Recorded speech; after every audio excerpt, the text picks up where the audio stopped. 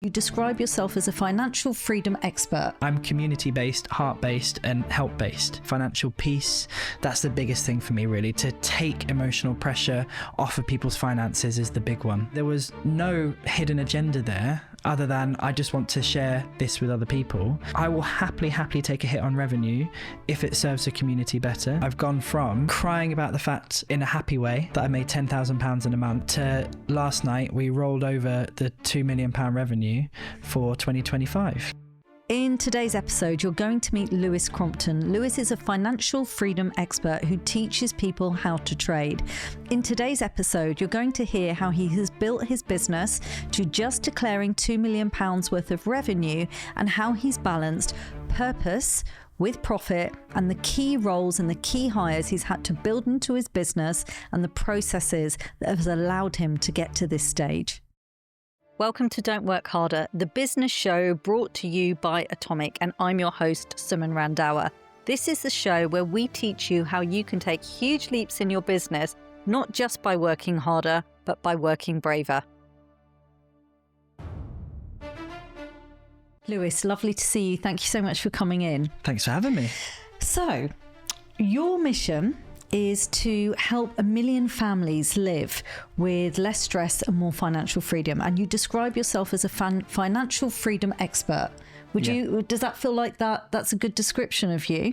It is a good description of me, yes. I would say I find it hard to feel like an expert in any field, even in my own life, even though that is definitely what I'm an expert in. But I would say enthusiast is a good word for it. Yeah, I like that. I want people to have financial peace. That's the biggest thing for me, really. To take emotional pressure off of people's finances is the big one. Okay, and when I think about finance, particularly with trading, so we're going to get into like kind of the world you're in. I know you've got a specific methodology, but why I was so interested in talking to you is I think that finance, particularly within the trading world, can have some negative connotations around it, and also risk. So you took a massive risk when you kind of transitioned from retail into the business that we now see. You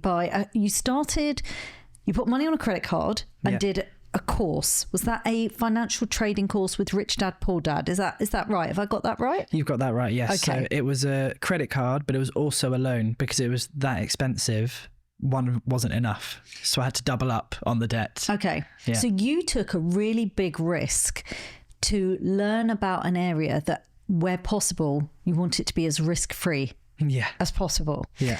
How did you, as you kind of evolved through that journey, how did you get that balance right between you personally took this huge risk to now you want people to feel as safe and as comfortable as they can with something that can feel a bit scary? Yeah. So there's a brilliant quote by Warren Buffett. Yeah. And he says, risk actually comes from not knowing what you're doing. Okay. And so I think when I was younger, so I started trading when I was 24 years old. I'm now 36. So that was 12 years ago, which is crazy. Yes. It's gone by so fast. Decent amount of experience. Experience, yeah.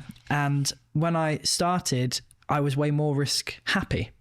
Whereas the older I get, the less risk happy I become. Sure. And the more I have to protect, the more risk conscious I become as well.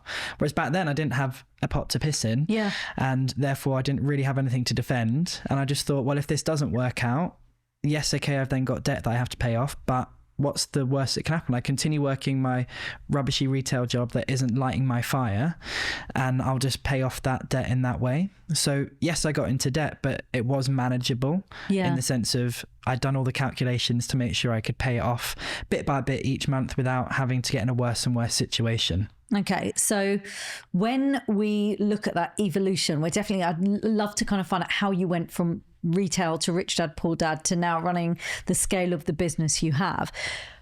But when I look at the things, the terminology that comes under trading, Forex, I mean, I'm even having to look down on my card for this because I don't even know all of these words, but Forex, crypto, there is that fear connotation around some of those things. What do you think you've done that has been so effective in building that trust and ethics around that business? Yeah, I think that is the key word, is trust. Yeah. And obviously ethics is a key word as well. So I think my nature is to always help and always to do right by people. Yeah. And since I started my trading journey, I've been talking about my trading journey. Before I was a successful trader, I was talking about the fact I was going to do it. I mean, this is hilarious, but I was dating a girl, which is shocking, I know. And that was a whole different stage in my life. And I remember telling her, I'm going to become a successful trader. And she was like, whatever, don't be silly.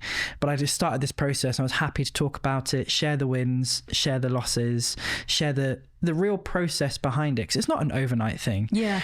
And I think in the industry that I operate in, which is teaching other people now how to trade financial markets, when I say things like it's tax-free, when I say things like it only takes 30 minutes a day, which are true, but are quite shocking or quite, what's the word for it? Hard for people to believe necessarily. Yeah, it's like, how can that be possible? How can that be true? Yeah.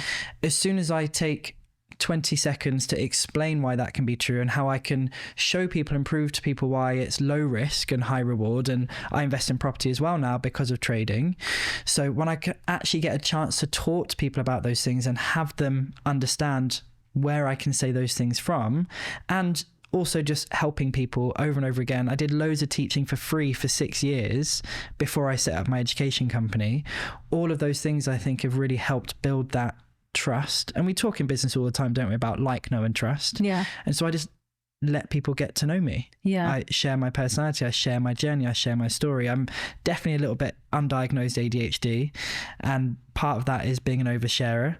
And so I am an oversharer. I'm very happy to talk about far too many things in my life that I probably shouldn't do. And how do you think it has evolved over time, like building trust? Because when nobody knows you, there is a lot more. Like you said, you did that free work. Now you've got, you know, a big platform in terms of your following. Yeah. You're known for what you do. Yeah. You already have that good reputation, but the terminology of some of those areas still has some negative connotations. Yeah. So how has that had to evolve over time for you? Yeah. So it definitely does evolve. And I think it just grows. So the level of the platform changes, the level of the awareness of who you are changes. And there's all these different levels that you go through in terms of being known for what you do. And so the more podcasts I've been on, as you know, I've been on quite a few. Yeah. People get to know who you are and what you're about. And so I think initially when I started teaching, so I built trust and awareness of who I was before I taught anybody. Yes, you did that first. So I didn't have a product to give away. And so there was no hidden agenda there other than I just want to share this with other people. And then when you start having a paid service or some paid course or something like that, it does have to change. And I think initially what I had to prove, without realizing I had to prove it, and this is in hindsight thinking back, I had to prove that I actually was a trader and that's where my money came from. Yeah. And then after that, when I was teaching other people, I had to prove that, yes, okay, I was a successful trader in my own right. I had to prove that I could teach other people. And the best way to do that was through testimonials. And so then I started sharing other people's stories, other people's journeys, and getting them involved in the process of talking about what we do and how we do it.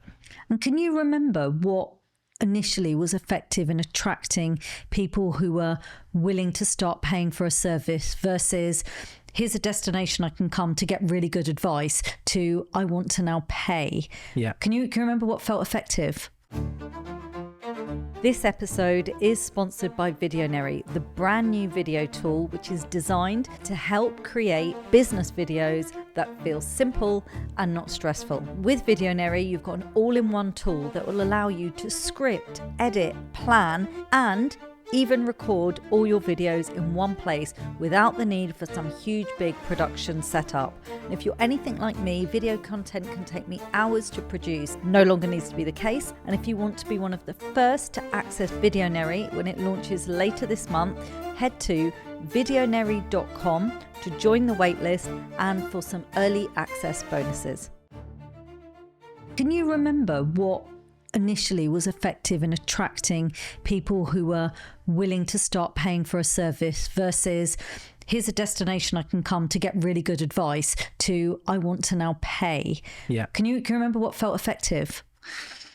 I can remember what I did. Yeah. What was it? There maybe more effective ways potentially? So early doors in the business, it was just a free ebook.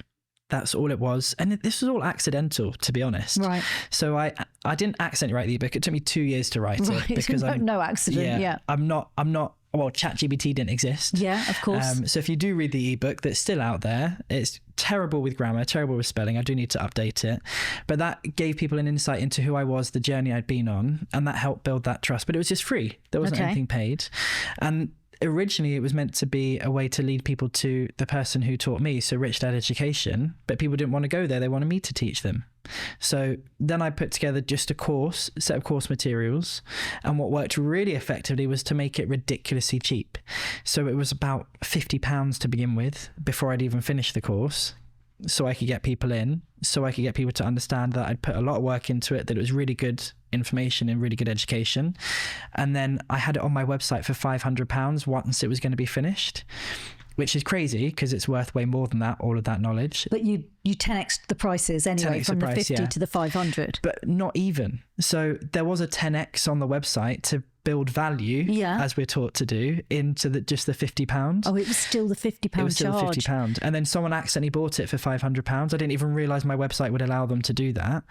And so I was like, oh. So I called them up and I said, do you want a refund? And they went, well, are you going to finish the course? I went, yeah, I'm going to finish it. They said, no, I don't need a refund then. And that blew my mind. And that's the kind of client you want, right? Absolutely love them. Absolutely love them. So that blew my mind in terms of what was possible. And I realized that what was working in those early stages was that free magnet that let them get to know me, build a lot of trust, social media also helping build that trust. And then people were happy to pay a very low entry ticket price into something which was then going to become worth more. And this was before I did mentorships. This was literally just course material. And then off of that, I built a community.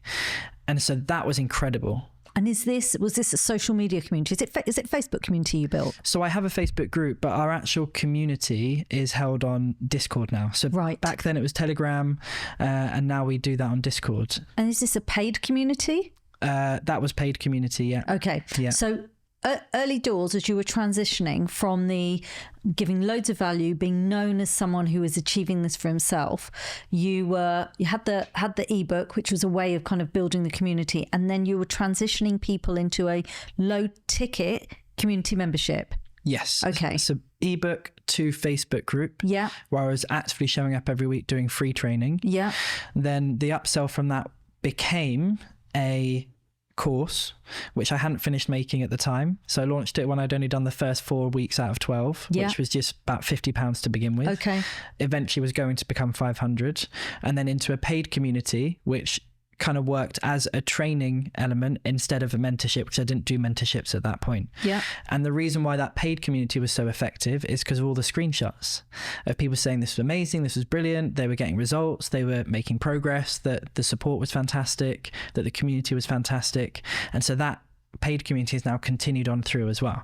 So that was really, really effective for social proof for helping us scale the business.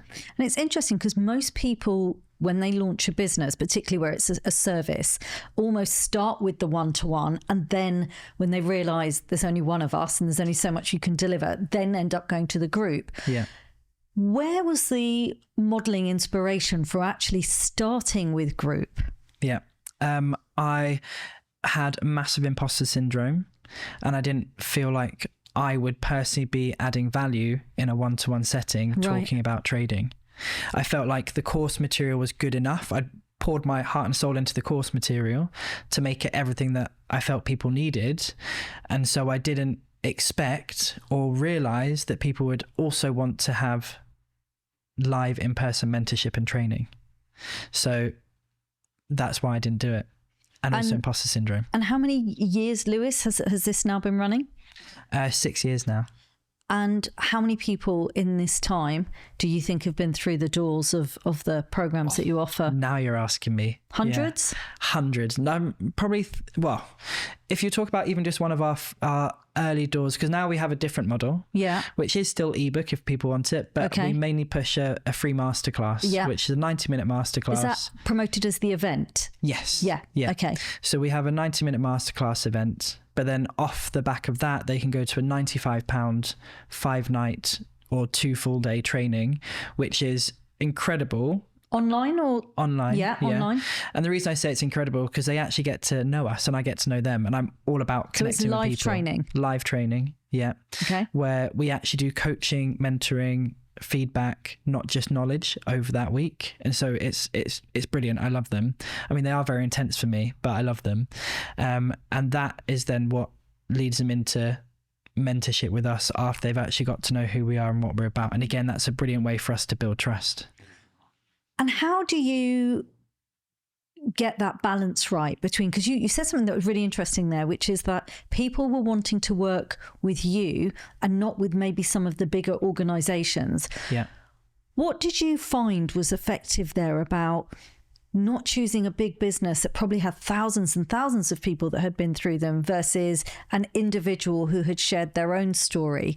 What was effective there about kind of like demonstrating to people what they were going to get from actually at that point going for a relatively unknown business? Yeah, it's a great question because I'm not sure I did anything other than be myself. And I think there is a lot of, well, in every industry is crowded right now because the world is global, but I think there's not a lot of people in my industry who outwardly show they truly care. And I hope that I show outwardly that I truly care about my clients results, not even just my clients' results, but I think when we started as a small community and then COVID happened, it forced us together and we built this incredible foundation as a community where everyone was so supportive of one another, which is my nature as well. So it's natural that flowed into who we are and what we're about. And so I think what maybe people observed from the outside when maybe choosing between me and somebody else was the fact that, oh, this actually feels like a community. What we hear a lot is it felt like you actually cared. We felt like we could trust you. We didn't just feel like a number. And even now when we do mentorships, we don't do one-to-one mentorships anymore. Well, we can do, but they're way higher in terms of ticket price. Of course, yeah.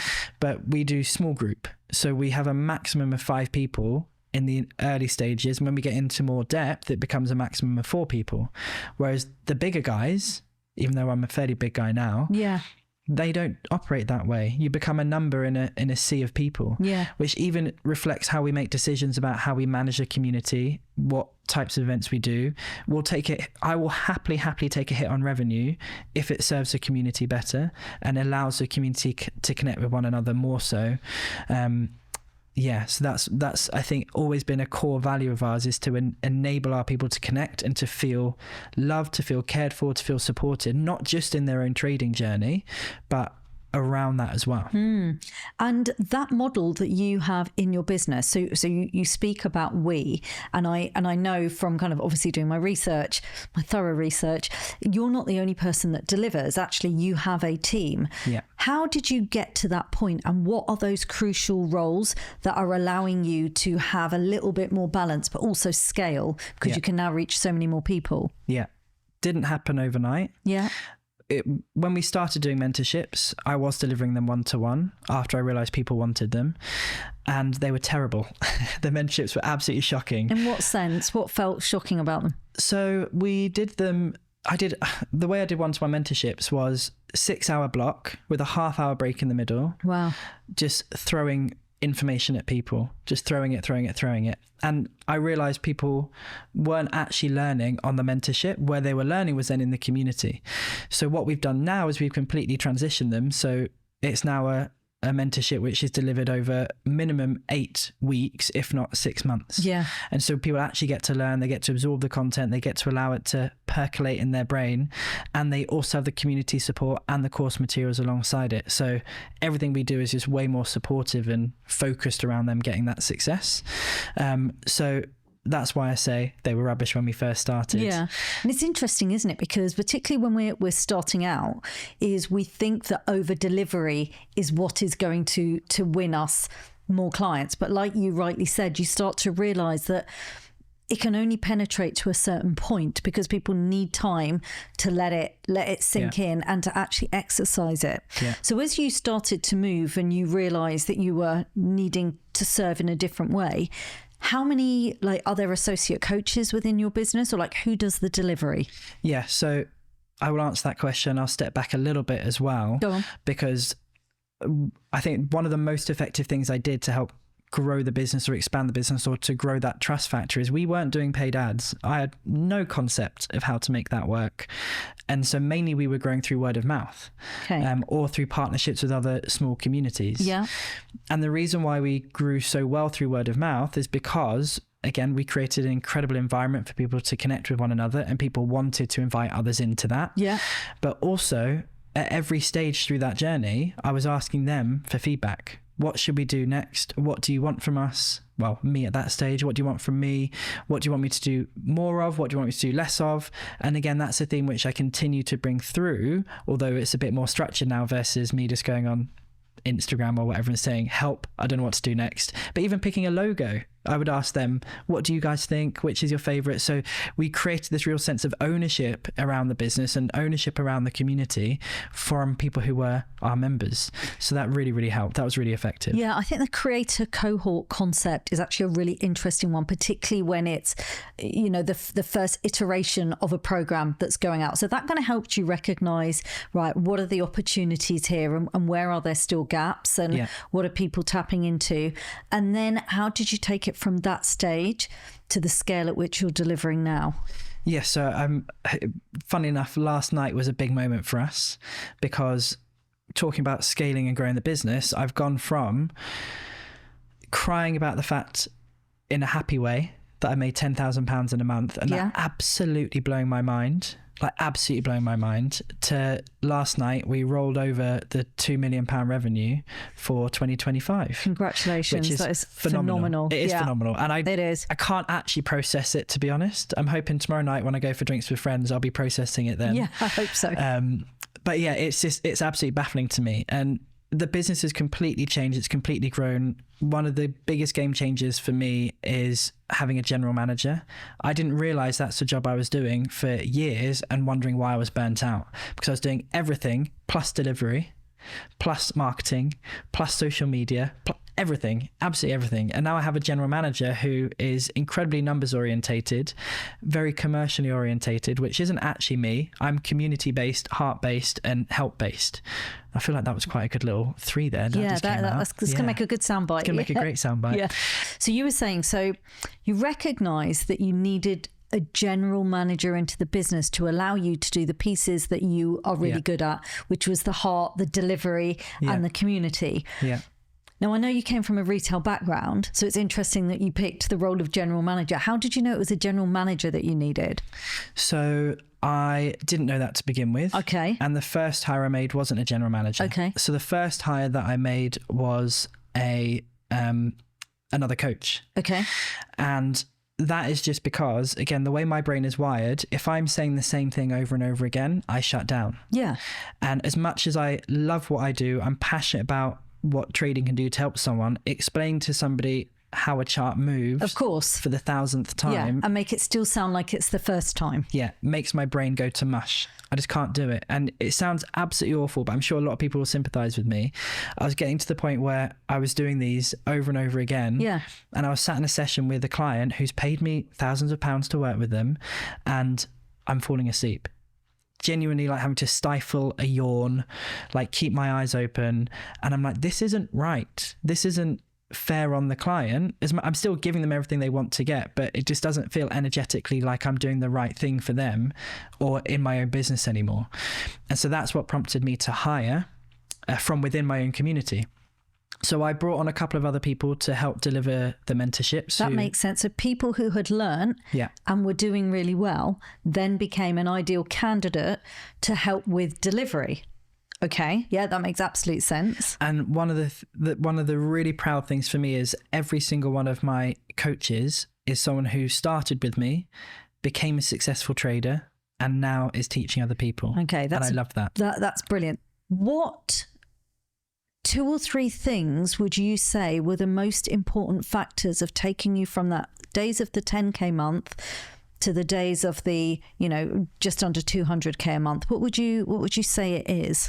The The big one is processes. Yeah. It really is. I lean into processes because I'm not naturally a process person. I'm much more of a creative, big ideas, not necessarily an implementer. Yeah. So again, realizing that even more so about myself now that I've got a team who can do a lot of the heavy lifting in terms of actually implementation is really, really fun, until I tell them, by the way, we're going to do an extra event. And they're like, what have you just done to us? So we're hiring new people so we can manage all of that. And I think process-based was a big one, realizing where your strengths do lie.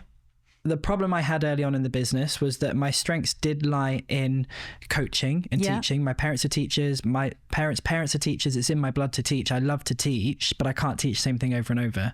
So that's why I knew I had to step away from that role, which could then let me focus more on the business growth side of stuff, which I did, and on the sales side of things, which I stepped into. I think I'm naturally good at selling what I do because I'm so passionate about it, and I know we get our clients results, and I know we're going to take care of people, so it's not hard for me to suggest people do it. And the next hire I made after that was admin support, because I knew I didn't want to be I was trapped in admin. Yeah. My accountant was wanting to shoot me because nothing was ordered, structured or anything like that. Yeah. So I did that, and they were brilliant. And then I hired a salesperson after that, and that was probably the wrong hire. Now, see, I've heard people say this before. Yeah. What made it the wrong hire in such a crucial role? Because sales is obviously getting more leads in and generating more, more heads for the business. Yeah, it's a very crucial role. It's very, very important. I considered the outsourcing of it, because then they'd already be trained, they'd already be good at it. The problem is a lot of these sales agencies, and not to throw shade on any of them, I'm sure they do wonderful work for a lot of people. I could not bring myself to give at the point of sale 20% of my business up. Okay. That just felt like absolute craziness to me. And I was like, I'm not willing to do that. And the cost of delivery for me is quite high in my business because of the way we cap the number of people, and because of the way that we support people, and because of the level of coaching and actual interaction they get that goes into that, means we have quite a high cost of delivery. So giving an additional 20% away on top of that felt wrong. So I hired from my friendship group someone who was looking for a new role, who I thought would be good at sales, and their heart just wasn't in it. They ended up leaving the company, which was fine, and like in an amicable way. I was very happy for them to move on back to something they were passionate about, which was health and fitness, but it just was the wrong hire. Really, what I should have done is earlier on hired a general manager, but I didn't even realize that was a job. No. That's how into business I really was. I didn't really understand that the general manager was a job that you could have, and that is the job that I was doing. I would have been better passing off the general manager role of stuff and me focusing on sales, because as much as I didn't want to do it long term, I don't really enjoy sales. I do prefer delivery to sales, but I can do it well. Yeah. And so that would have been a better step up to where we've become, in the interim. What was the criteria for someone who was going to be right? Because again, when I've had conversations with different people that have come in, and the audience will have heard me say this before, for some people, it's just sheer passion and enthusiasm. And for others, they're like, it is too risky for us. We need to have someone with experience. So I'm really curious what route worked for you. Brilliant question. Because again, had a few more bad hires in that process. Yeah. I mean, we get to learn from those. Yeah. One of the other things about having a good general manager, and again, be specific with your hires. So my general manager had a background in marketing and in sales. Okay. Two things which I knew were going to be really, really important for our business to grow. I didn't need a general manager who had a background in delivery or course creation or something like that. I've got that covered. That's my bread and butter. That's what I'm passionate about. I love putting that stuff together. I love crafting things which are going to help people get a result. That's what I love to do. So sales, so they could then manage a sales team. So they had a previous sales management background. Yeah. And marketing and running a marketing business. It was important that they had that background, because again, Facebook ads are what? I don't understand all of that stuff. So that I specifically hired him so he could go and hire the right people. Yeah. So I know our criteria was initially enthusiasm, some form of experience in any way, and that worked out okay. We hired too young for our business, and we realized actually, because it was an important role and because we're growing, actually paying more as a base salary, but to have a better experienced person and a bit more maturity in the team was going to be what worked really well for us. So we ended up hiring 2 people in that role. And again, 2 people felt scary to begin with, but having a single person dependency is really, really problematic, especially with the speed at which my business moves. Yeah, that's a really good point. And, and I like to ask that question because the answer varies so much from person to person. But that's a really good point, particularly when it comes to sales, that if all of the experience as the team is growing is in with one person, then there's a huge flight risk if they leave. So I think that was really key to learn from you there. When you refer to processes allow your business to grow faster. What kind of processes? 2 key processes, I would say, were most important for my business. Number 1, I was obsessed when I started thinking, oh, okay, this could actually grow. This business could actually become a whole thing versus just a bit of a hobby that I do alongside my own trading, my own investing, my own whatever. And I became obsessed with the business being able to operate like a machine, because as I was growing the business and it was just course, it didn't feel like it was machine. It felt like it was a bit slapdash. Right. It felt like I was lucky if someone came to me. I'd go on podcasts and maybe someone would contact me off the back of the podcast or something like that. And so now I've got a machine, a marketing machine, which we know exactly what levers to pull to bring people in. We're still obviously refining and improving and making all of that stuff better. But we also had to have a machine to bring people into, a process to bring people into. So yes, we've got the marketing machine, but then you've also got the sales machine, the conversion machine. And then the second model, which was the most important to me process wise, was our delivery model. And that we've tweaked and improved and worked on all the time based on feedback from the people who've come through the business as clients, who said that felt a bit not great. I think that should be improved. Brilliant. Fantastic. Tell us how we can improve that. And we implement that. So we implement really quickly process improvements for how we do our delivery. So, you were saying you cap your size of your groups in order for the delivery to be really nicely targeted, no groups bigger than whatever the sizes were that you shared. So then in order to scale, did you have to get in more coaches so that you were running right? So so it's almost like the model was kind of growing outwards. Yes. So again, value system for me. I don't want people to become one of just a number. I want them to feel connected. So in our community constellations, you have a maximum of about 130 people. But in terms of your actual training sessions, your actual mentorship sessions, maximum 5 people. And then that drops down when we get more into the nitty gritty of stuff to just 4 people. So the only way that can scale is to bring on more coaches. But I refuse to increase those group sizes, those actual training sessions to 10 people, because what I'm teaching people is a skill. Can you imagine going to learn piano and there's 20 of you in a piano classroom for an hour? You're not all going to have enough time on the piano, but 4 of you in a piano classroom, all getting 10 minutes and then 5 minutes of feedback. And then you go again and you practice over the week, and then you come back and you show what you've learned, because it's only one piece of music, which you can deliver in 5 minutes anyway. That works. That structure works. But when you increase it beyond too many people, it falls down. People hide. People don't actually get the support they need. They don't get the feedback that they need, and they stop making progress. So I unwillingly allowed them to increase the group size at one point to 6 people. And I said, we'll trial it. If there's a problem, we're dropping it straight back down. Surprise, surprise. It was too much pressure on the coaches to get through everything they needed to get through. People who were on the calls felt like they were being rushed through the calls. I was like, we're not doing it. We're dropping it back down. And it's, it's really amazing to hear, because I know value is really important to you. You talk about spirituality, you talk about your ethics, particularly in a market like this, because more coaches would have been a higher cost to you. But actually what is evident to me here is the smart thinking is the better the results from the people in your community, the more the reputation stays solid, the more people get the right results, the more you attract more of the right people in. So it feels like that I can see for you that intentionality of results and the experience within the community comes before profit. Would you say that's a true observation? If you ask me that question, the Yeah. answer is yes. Yeah. If you ask my general manager that question, It's a good general manager then. What would your general Exactly. manager say? he would say profit first. Yeah. And I get that, because without profit, there is no business, right? Without profit, there is no community. Without profit, there is not all the fun stuff that we can do. Like in a couple of months, we're going to South Africa together as a community. And so we get to do all this fun stuff together because there is a profitable business in the background.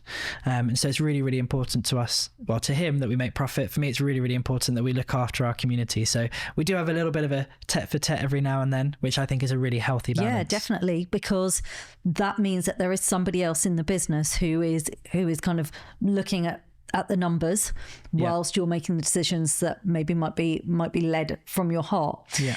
Now, on this, another thing that I notice, it feels like this is like such interesting stuff to talk about, is everything is, really transparent on your website. But I did notice that the mentorship, you don't have pricing against that. And again, I get really different views on this.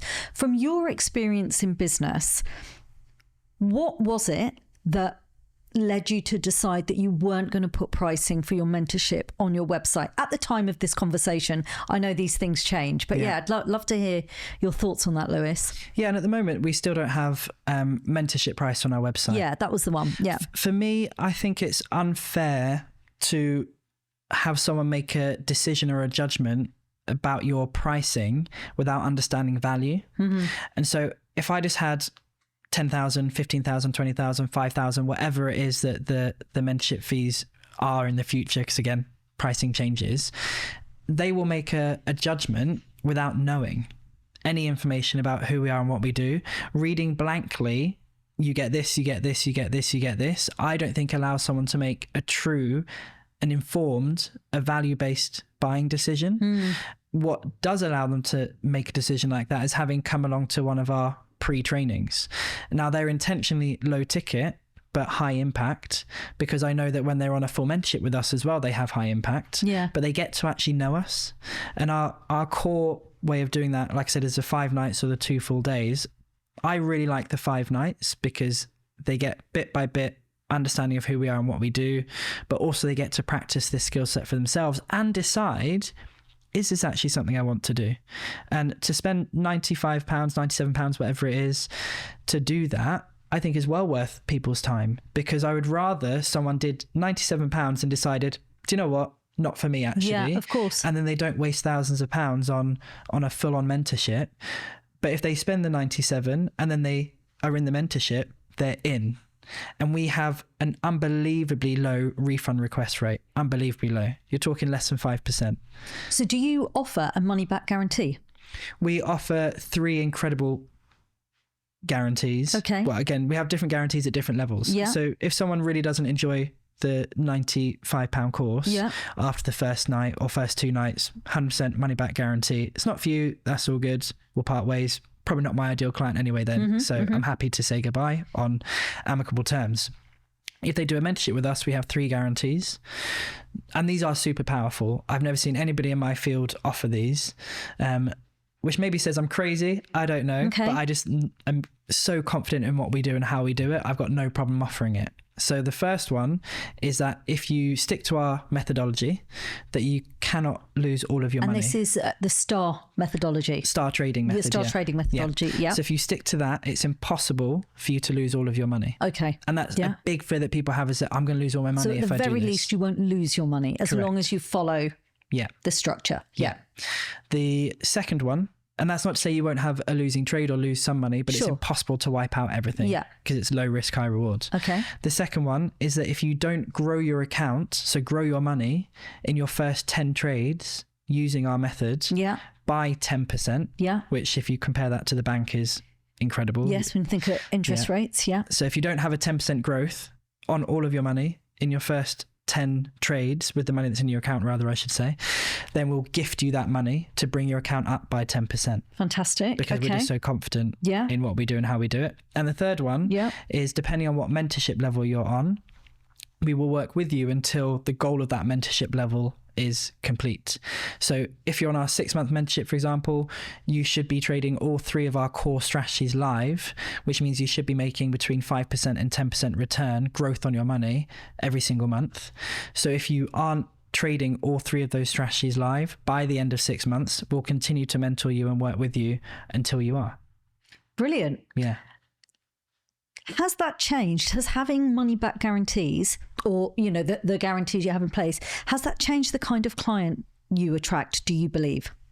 I don't think it's changed the type of client. I think that has probably brought us more clients. Yeah. Because they have, again, trust that they've got these things that they can fall back on, that I think even just the confidence that instills in them about our confidence is massive as well.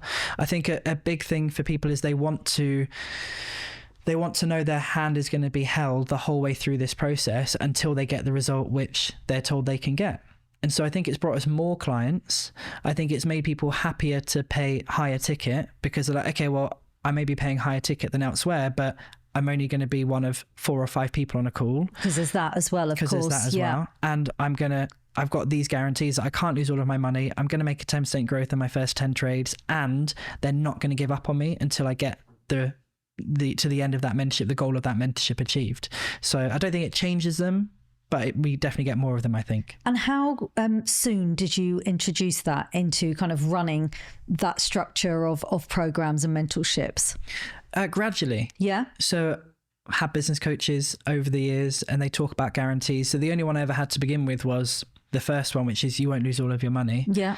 Because what was the biggest fear everybody had? Yeah. Oh, I'm going to lose loads of money. It's mathematically impossible.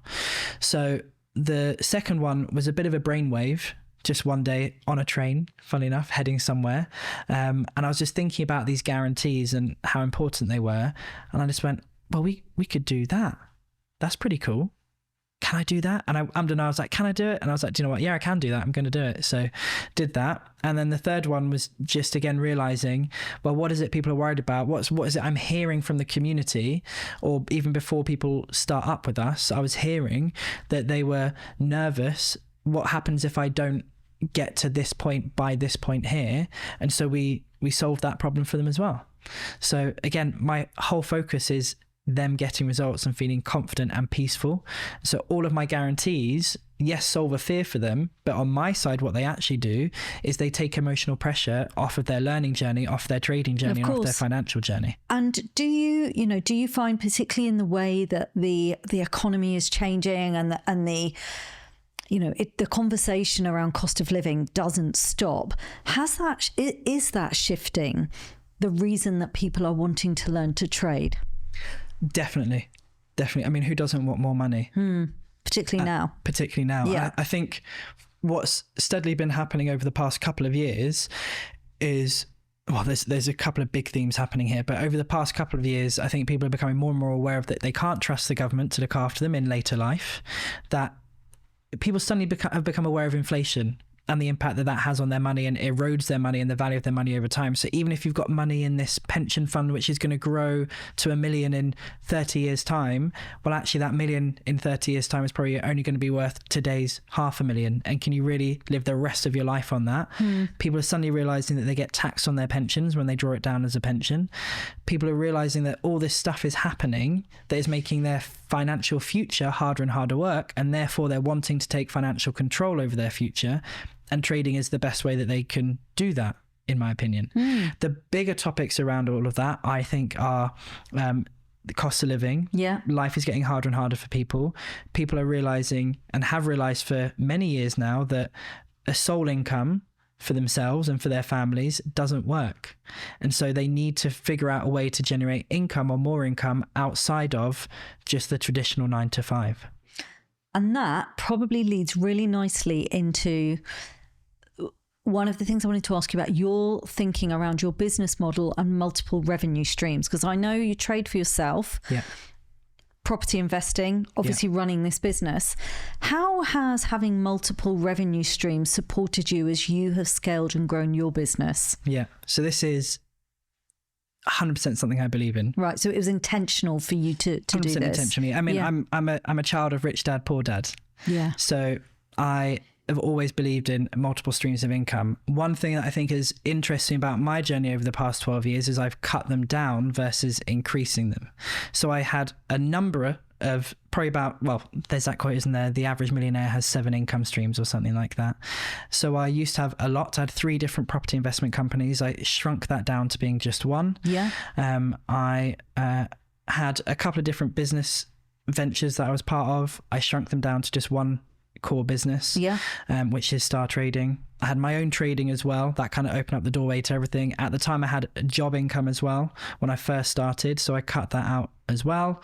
And then I was so obsessed with this multiple streams of income thing, I actually went back into the workforce, partly because I wanted to have an additional stream of income, partly because I wanted to learn new skills. And so I became a business consultant, which is hilarious. Actually, management consultant, which is hilarious. I'm a terrible manager, which is why I have a general manager.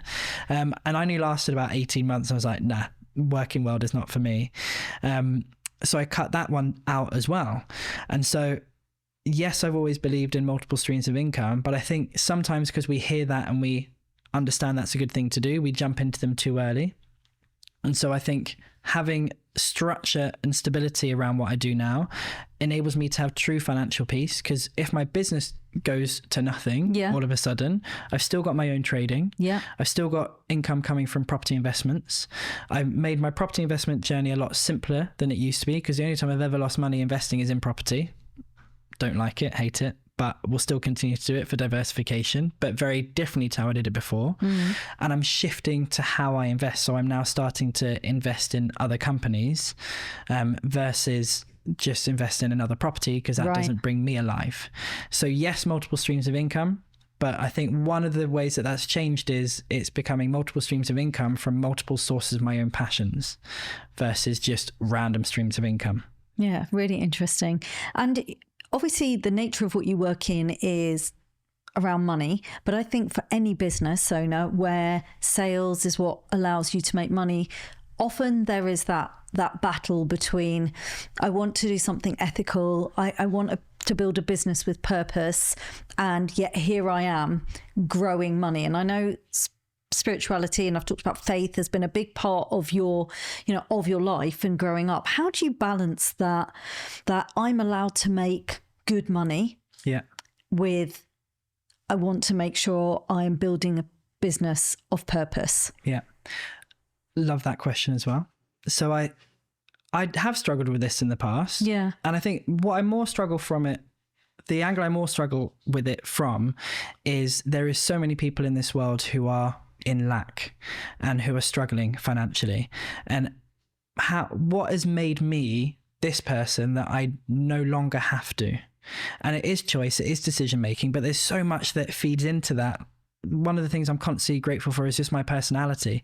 Like, where did this personality come from? Was it something I inherited from my parents? When I find that in my brain and I'm thinking about how grateful I am for the personality that's led to me being able to have a following on social media, or just my personality that allows people to trust me, and the background I have in the church, which was very painful for various reasons, but also gave me such an incredible opportunity to develop all these skills within myself that I now use in my business every single day, and the desire to help people and do well by people and honor people and serve people and all of those things that other people don't necessarily have.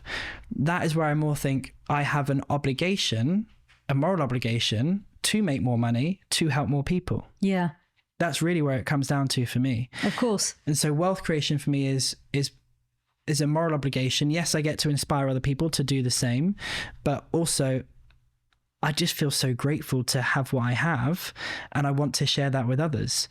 And so the other element of that I think about is wealth in itself isn't bad. It's what you do with it, and it's how you use it. Of course. And that really is the most important thing. If doctors are allowed to help people, save people, and earn really good money, and they should be paid more in the UK for sure, but they're earning money for helping people.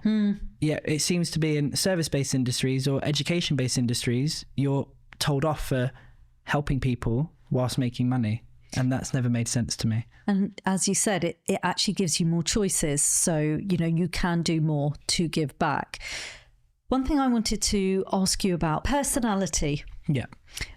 What part of your personality do you think is most responsible for what is an impressive business to have created? What do you think it is? If you ask my husband, he would probably say relentlessness. Okay. Yeah. Which probably really pees him off on a day-to-day basis. Yeah. So I am relentless. If I have a vision in my mind or something I want to achieve, I am relentless. I would say it's drive to change the world. Yeah. I grew up, for whatever reason, with this awareness of how short life is and how important it is to do something meaningful with your life. And so I've always wanted to have a massive impact on the world in some way. I never ever thought it would be this particular business. Yeah. Definitely not. I trained as a counselor, as the therapist in the church. I thought it was going to be that, or running churches or something like that, which again, hilarious to think back on. But I've just always wanted to change the world. And so I am relentless, and I'm not money motivated. It's not my primary driver. Yes, of course I like money. I love spending money. It's so much fun to spend money. Fun. Yeah. Particularly on other people. I've realized that about myself as well. I prefer spending money on other people than myself. Unless it's Reese clothes. I love Reese. Yeah. Everything here then is it's Reese. For you. Yeah, then it's for me. Even my shoes. And the desire to keep going and not give up for the purpose of helping others. I think that's probably my core personality trait, is that I want to help others. Yeah. And I will not stop until I feel like I've done that. And the problem is I never feel like I've done that enough, which has led to very painful moments. But yeah, I think that's my I don't know if is that a personality trait? Yeah, I think it is. I think it is. But and as I'm listening, I'm thinking to myself, but it feels like what has allowed that to shift into building a really sizable business is the processes and getting in the people around you. Like even when I asked you the question about, you know, what comes first, is it profit or purpose? And you were able to say, well, purpose for me, but actually my general manager is there to make sure that the profit. And I think that is key as well. You spoke about the world there, just as you were speaking. It got me thinking about the fact that I know you love travel. Yeah. And one of the things that you have said is that one of the reasons you were so interested in trading is that old adage of it means I can work from anywhere in the world. Yeah. How do you now, at this stage in the business, draw the line, if at all, between I can work from anywhere in the world to I'm actually having time off? Yeah, I'm not great at that. Yeah, I don't think many of us are. But what does that look like for you then? So, I mean, everything I say here is definitely, I'm going to be a hypocrite because I can suggest something. I don't necessarily do a very good job of doing it, but I don't want to shut off from my business. Yeah, you're not at that stage where you're wanting to do that. No, yeah, I absolutely love what I do. Do I love every element of it every single day? Of course not. We all have to do things we don't necessarily enjoy, but I'm getting better. And the only way I can do it is to actually turn my phone off and put it somewhere else. Yeah. So I'm getting better at that. Also, the reality is I'm trying to grow a business and I want it to get bigger. I want it to get bigger, which is still going to need me to be present in some capacity, even if it's just for an hour a day when I'm on holiday. So I was in Rio, went to Rio for 2 weeks, but again, the way the machine of my business operates is we have a sales event every other week. Yeah. And so I need to be there in order to do what I do, to show people how amazing this opportunity is for them. And so whilst I was in Rio, an hour and a half each day, I had to do what I needed to do for the business to do what it does and change people's lives. Does that bother me? Absolutely not. Does it bother my partner? Absolutely. So we've learned over the years to make sure I can do what I need to do to feel as fulfilled as I can, to be as present as I can be. Because if I can't do that, then I don't feel present in the moment anyway. So if I can't check in on my team, or if I can't check in on my clients, my mentees on a daily basis, even when I'm on holiday, just to make sure everything's okay, make sure there's no fires put out, then I can't relax into the holiday anyway. Totally makes sense. So we've learned that I just need an hour a day to do something to feel like I'm moving things forward, and then I can be my most present, my most relaxed self. So as we start wrapping up, I really appreciate how much you've shared about how you have built the business that you have. But I'd love to ask you a question, which is, so the reason we say don't work harder is, yes, it is about working smarter, but actually what we have seen, particularly within the Atomic community, is it's about working braver, because it's hard work alone is not enough. Yeah. So what is the last brave moment that you've had in your business, and what did you need to do? Oh, brilliant question. For me, probably the general manager hire. How long ago was that? Less than 12 months ago. Okay, right. But I would say hiring in general is a brave action for me, because you're automatically adding onto your bottom line. Of course. And again, someone who likes to have low cost, in every area of my life, it always was quite a nervous element for me. So I've always hired before I'm ready to hire. Okay. And that's always why it's felt like a brave decision. I'm not like, oh, I've got loads of money in the bank, I can hire someone now. No, I know I need this role filled so that we can grow the business even further. So it's always a leap of faith. Always a leap of faith. And why is that effective, do you feel, to do it that way around?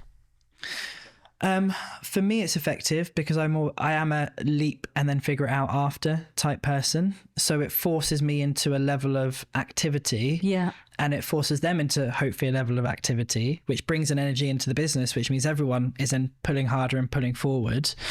And the right hire should more than replace themselves in terms of income generated. Yeah, I've heard that before. It's a brilliant piece of advice. Yeah, but it doesn't feel like that's true before you do the hire. Yeah.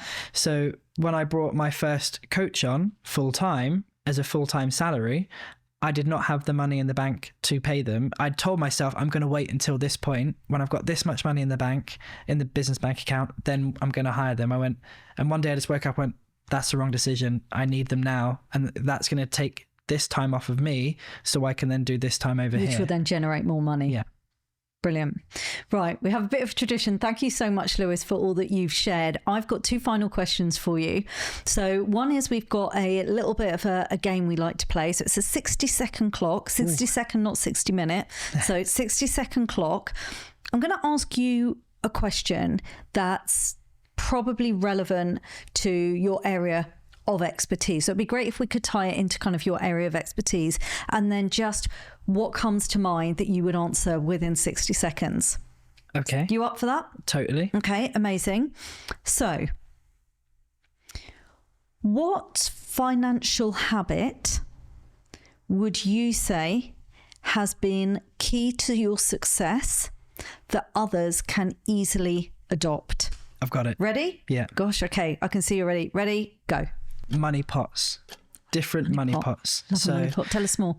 I have different pots for different things, personally and also in my business. Yeah. So in my business, I've got cash reserves. Love building up a cash reserve.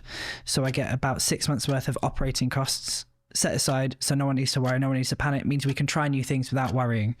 Second one is events. So I've got events for people that are coming up, so we put money aside ready for those events, so when we know we need to pay the bills, it's good to go. Business development, general account as well for day-to-day things, and a tax pot. Fantastic answers. I was just thinking about my little Monzo pots, but you had a bigger scale of answers. Some great advice and a really good reminder there. So thank you for that. And then final question for us before we say thank you and let you go for the evening, which is, could you tell us, what are you reading, watching and listening to right now? Reading, watching and listening to. Yes, please. Yeah. Listening to Andrew Huberman podcast. Okay. Yeah. What's that about? All sciencey stuff that affects performance in the human body. Fascinating. Been really challenged by his one on alcohol. I'm ignoring him though because it's Christmas coming up. Right after that. Yeah, Christmas, New Year.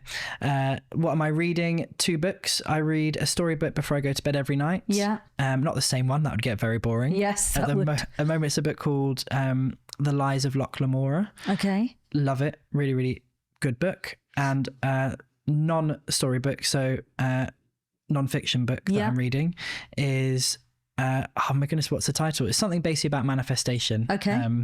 It's really cool.